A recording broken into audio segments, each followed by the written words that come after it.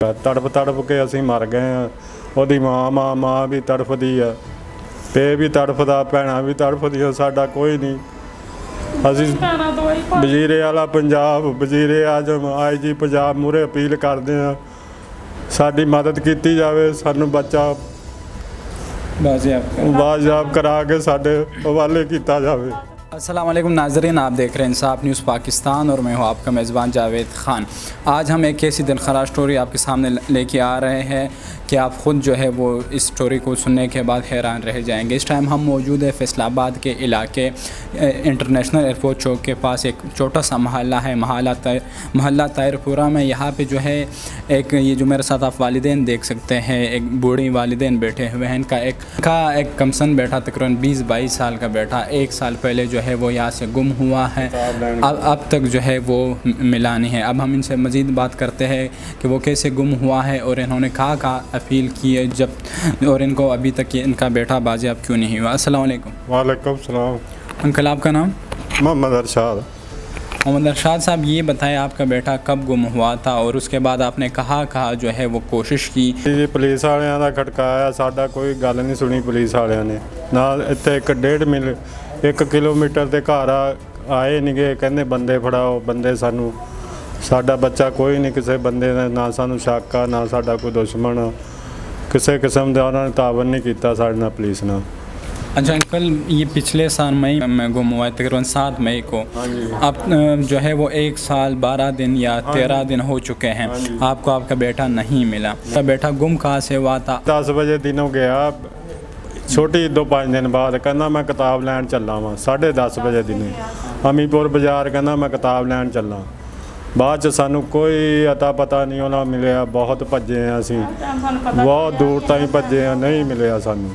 Police वालियां ने राबता किया, FIR दर्ज कराई आ दूसरे दिन, तो उन्होंने साडे नाल तावन नहीं किया। उन्होंने यही कहा सानू बंदे फड़ाओ, जिथे बहंदा उत्थे फड़ाओ, मैं किसी के साथ जुल्म नहीं कर सकता, ना मेरा बच्चा कोई दोस्त वा, ना किसी को बहंदा सी, 14 महीने पढ़दा सी, कहना मैं किताब लैन चला, ना कोई मोबाइल आ उहदे कोल, कोई नहीं, कितों भी सानू नहीं लभ्या हैगा। तड़फ तड़फ के असीं मर गए आ।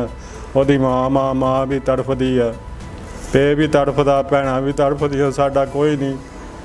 असीं वज़ीरे वाला पंजाब, वज़ीरे आज़म, IG पंजाब मूहरे अपील करदे आ, साडी मदद की जाए, सानू बच्चा बाजियाब करा के साढ़े हवाले किया जाए।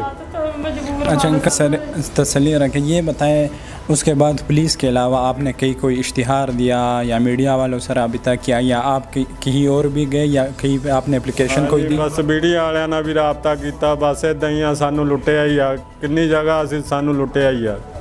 सही, मीडिया वालियां ने भी सानू ना कई जगह लुट्टिया ही आ, बस साडा काम कोई नहीं किया। एक मीडिया वाले नाल गल हुई सी, 25,000 साडे कोल लै गया, लैपटॉप भी लै गया मुंडे दा, असी लैपटॉप बड़ी मुश्किल नाल लिआंदा, हालांकि होर पैसे मंगण डिया सीगा।